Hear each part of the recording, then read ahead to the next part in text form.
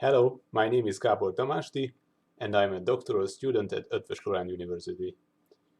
The topic of my talk is, not too surprisingly, drawings of graphs. Let's start with some definitions. I will consider geometric graphs, which means that I will take graphs and I will try to draw them in the plane in such a way such that every vertex is represented by a point and every edge is represented by a segment connecting the two corresponding points, and I will not care about intersections, so I allow the edges to intersect. But what I will care about is the length of these segments.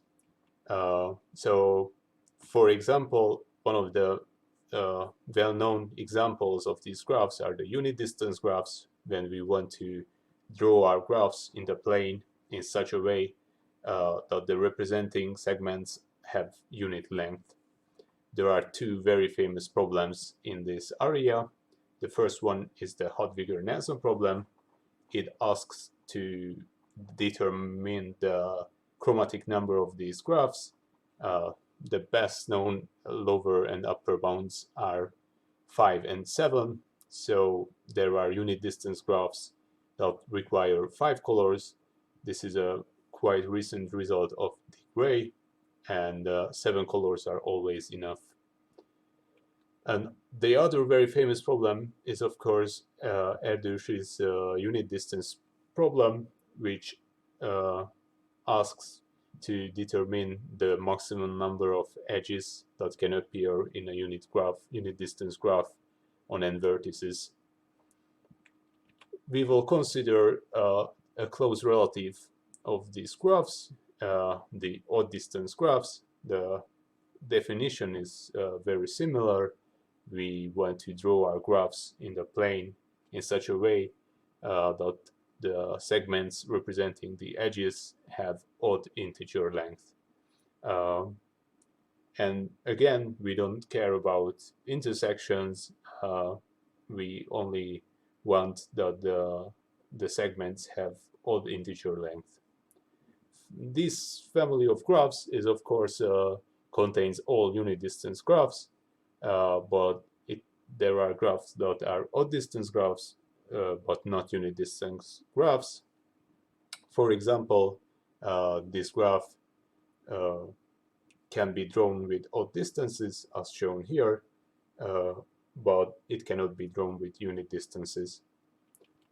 So let's see some previous results on odd distance graphs. First, the definition. A Wheel graph is a graph that we get by connecting a new vertex to all the vertices of a cycle.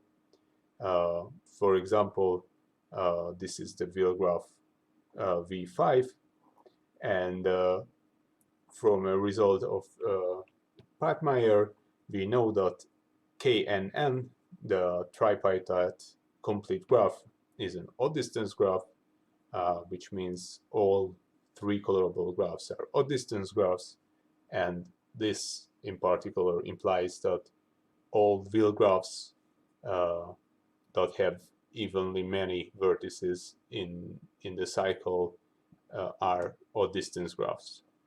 On the other hand, Moshe Rosenfeld and Tian Li showed that V5, the graph drawn here, is not an odd distance graph, so we cannot draw it in the plane such that all these segments have an odd integer length. Also, V3 is not an odd distance graph. This is a well-known result because V3 is equivalent to the complete graph on 4 vertices, and we know that there are no 4 points in the plane such that all 6 distances between them are odd integers. So Rosenfeld and Lee asked, what do we know about the remaining wheel graphs? So odd wheels that have odd many vertices in their cycles and more than 5 vertices. And our main theorem is that we show that these are not odd distance graphs, so they cannot be drawn in the plane such that all the edges are represented by segments of odd length. Before we turn to the tools that we needed for the proof, let me mention that we can reformulate this problem. We can formulate it as a graph coloring problem. The theorem is equivalent to the following question. Let's say we consider the following graph. The vertices of this graph are the points that are at an odd distance from the origin of the plane, and we connect two of the points if their distance is an odd integer. And the theorem that we show is equivalent to saying that this graph is two-colorable. So we can formulate the problem in a very similar way as the Hadwiger-Nelson problem is formulated. So let's look at the main ideas of the proof. The first idea is to consider our drawing as a sequence of triangles. So we start at a segment and add the triangle next to it, then add the next one, and so on until we end up back at the original segment. As we add the triangles one by one, we will consider this inner angle that appears around the center of the wheel. We will get an algebraic description on these angles, and we will show that we cannot end up at the original segment if we have used odd many of these angles. So how to get an algebraic description on the angles? We need the following notion, which is called the residual of an angle. So let's say if we have a triangle that have sides of integer length, then we can write the area of the triangle as a function of the sides using Heron's formula, for example. And this shows us that the area can always be represented as a rational number times the square root of an integer number. And this also holds for the sine of the angles. So the sine of any of the three angles can be written as a square root of an integer number times a rational number. So the precise definition is that an angle has residual d if d is a square-free integer, so we take everything out from the square root that we can. So d is a square-free number, and the sine of alpha can be written as r times square root of d. And we also require that the cosine of the angle is rational, which always holds in a triangle with integer sides. So this family is very useful. It has nice properties. For example, angles that have residual d are closed under addition. And using this and using a result of Conway, Radin, and Sutton, we showed the following theorem. If we have an embedding of a wheel graph and we consider those angles around the center of the wheel that corresponds to any given residual, then those angles must add up to an integer multiple of pi. Let's look at an example. So here is a wheel graph with integer lengths. They are not odd lengths, so they don't. It's not a counterexample to our theorem because some of the lengths are even numbers, but all of them are integers.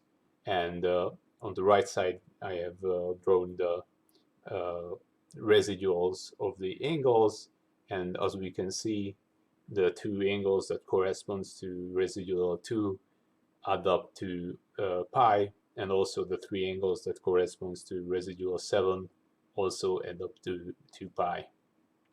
So using this nice theorem, we can somehow track the algebraic representation of the inner angle as we add the triangles, and we can show that we cannot get back at the original segment.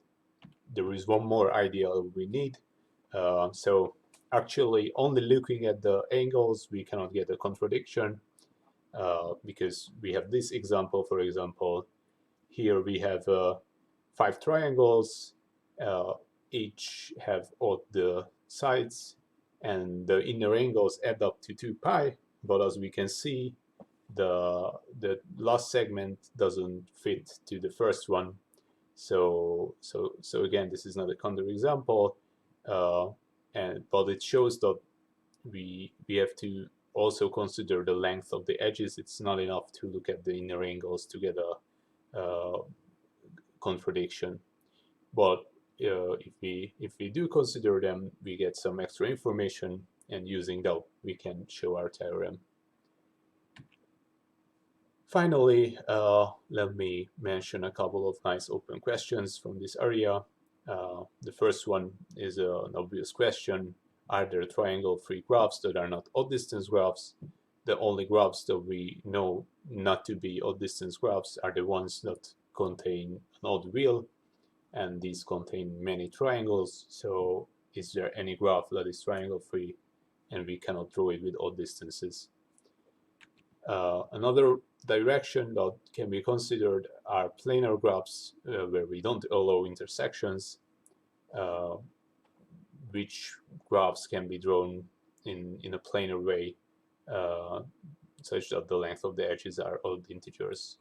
In particular, we know that 3-colorable graphs are odd distance graphs, but this does not show that they can be drawn without intersections. So is it true that all 3-colorable planar graphs can be drawn with odd distances? And finally, let me mention another question.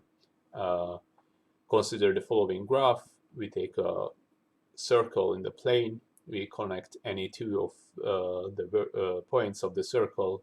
If their distance is an odd number, what is the chromatic number of this graph? This chromatic number depends on the radius of the circle, but is it true that we can upper bound this chromatic number independently of the radius?